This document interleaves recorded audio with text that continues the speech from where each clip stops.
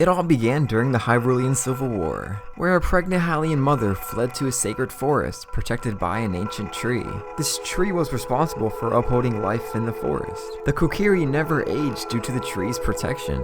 The Hylian mother entrusted her newborn boy to the Great Deku Tree as she passed away. Despite the hero of time growing up in the Kokiri Forest, he always felt like an outsider even though it was the only home he knew. All of his fellow Kokiri had their own fairy who was given to them by the Deku Tree. This plagued him throughout the entirety of his childhood. Link couldn't quite figure out why he was the only one without a fairy, until the day that changed his purpose in life came oddly enough at the awakening of his fairy.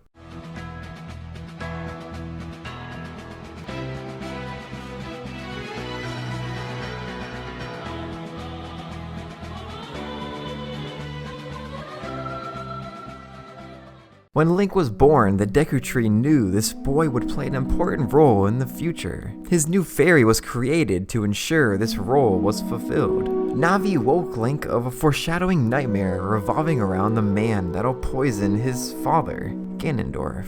Sure, the Deku Tree isn't his actual father, but to the Kokiri, he's their patron deity, acting as a father figure for all of them. So after Link rid the Deku Tree of Goma, he watched his beloved guardian rot away. Once Link finally felt like he belonged with the emergence of his own fairy, the one that taught him everything suddenly vanished, and his only friends believed he was at fault. Without hesitation, Link heeded the Deku Tree's dying wish and ran blindingly away from everything he knew. The only one who truly cared stood in Link's way, Saria, who gave Link her ocarina as a parting gift. Leaving his childhood behind, Link adventured to Hyrule Castle, where he found someone who shared his ominous dreams. Princess Zelda tasked Link to gather the 2 remaining spiritual stones before Ganondorf could. He traveled across mountains and rivers, slaughtered dinosaurs and jellyfish to save rock and fish people, but most importantly accomplished Zelda's quest. Link headed for the princess, but on the way, his nightmare twisted into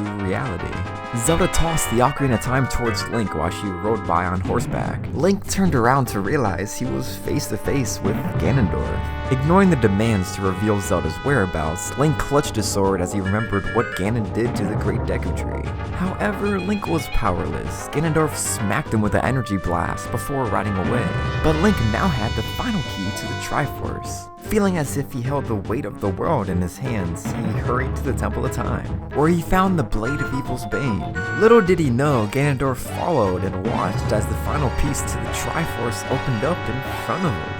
Link felt his consciousness begin to fade, while Ganon just laughed and praised him for his own undoing. Suddenly, Link opened his eyes in a place he didn't recognize, greeted by a voice telling him he's the chosen one. Then he realized he's grown, and what felt like a split second turned out to be 7 years. Once he returned to the Temple of Time, a mysterious figure appeared and encouraged him to seek out an old friend, Saria, who ended up being a sage Link must awaken at one of the 5 temples.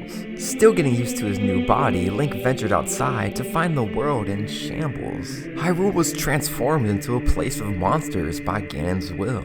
Link and Navi conquered the 5 labyrinthine temples. They erased a phantom version of Ganon, evil dragon atop Death Mountain, a creature that controls water, a broken spirit, and Ganondorf's surrogate mothers. Guided by Sheik, the hero of time returned to the place that started Ganon's twisted reign, where Sheik exposed herself as Zelda, not just in front of Link, but right into Ganondorf's hand. His plan was executed to near perfection. He now had 2 Triforce pieces in his grasp, but he underestimated Link's current strength. Link charged up his castle before Ganon could even finish practicing the organ. The tennis match to determine Hyrule's fate began. After bringing the King of Evil to his knees, Link and Zelda ran down the castle to escape its collapse. When they reached the bottom, they came to a startling realization that Ganondorf survived and was about to transform into his most wicked form. Even without the help of the Master Sword, Link was able to stun Ganon just enough to finish him properly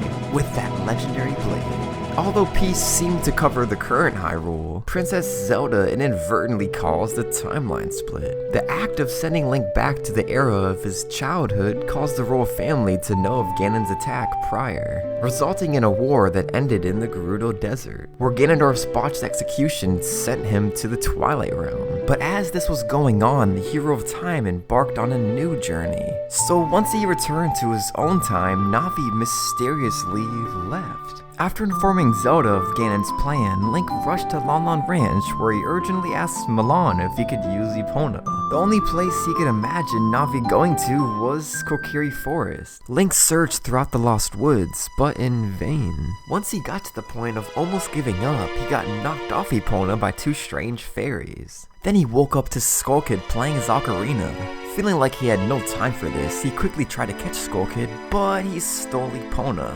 Chasing him led Link to another world where he recognized everyone, but they didn't recognize him. With the help of a mysterious mask, Skull Kid transformed the Hero of Time into a Deku Scrub and left him with one of the two fairies, who oddly enough looked like Navi but had a completely different personality. Link and Tattle then ran into the Happy Mask Salesman, who urged them to get his mask back or else terrible things would happen. He quickly realized that this town was on the verge of disaster. After 3 days, Link and Tattle confronted Skull Kid atop the clock tower. When the moon was seconds from destroying the world, Tail blatantly listed the 4 locations that held the key to stop Skull Kid's madness. Link was able to recover his ocarina, then remembered that Zelda taught him the Song of Time. In a last-second attempt, he played it. Everything turned white while he felt himself begin to fall.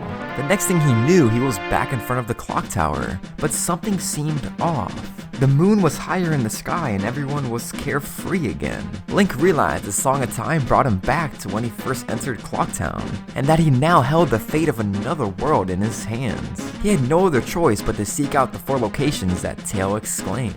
Tattle and the Hero of Time brought peace to the Deku Tribe, Goron, Sora, and Spirits of Ikana. Each location led them to a giant, a guardian deity of Termina. Together they were able to hold up the moon as Link faced Skull Kid for a final time. However, it wasn't the Skull Kid they've been facing, it was the mask of Majora. Majora ditched the imp and entered the moon, where the battle to determine the fate of Termina unfolded. Link took advantage of gathering the masks of Termina and traded them to Majora for a fierce deity mask. The rest is history. Seriously, I don't know why Majora would give up something as powerful as the fierce deity. Maybe it was just the way Majora wanted to go out. Anyway, thanks to the Hero of Time, Termina was granted a new beginning. But Link still didn't achieve his own quest in finding Navi. He said his goodbyes to Skull Kid and Tattle, then departed for Hyrule. The rest of his life is up to speculation, but I'd guess he returned Epona to Milan and maybe even settled down and created a family with her. We do know that he had offspring with someone for the Hero of Twilight to emerge. Other than that, we know he made efforts to set up the next hero since he knew Ganondorf would eventually re-emerge from the Twilight Realm. His ghost even appears in Twilight Princess to aid that hero in sword techniques. Due to the timeline split, the Hero of Time grew up in an era that didn't recognize him as a hero. Not being able to pass on what he learned throughout his life lingered with him to his death. He was finally able to ease these regrets as the Hero Shade once he fully passed on his knowledge to the Hero of Twilight, who was successful in killing Ganondorf. The Hero of Time could finally rest in peace.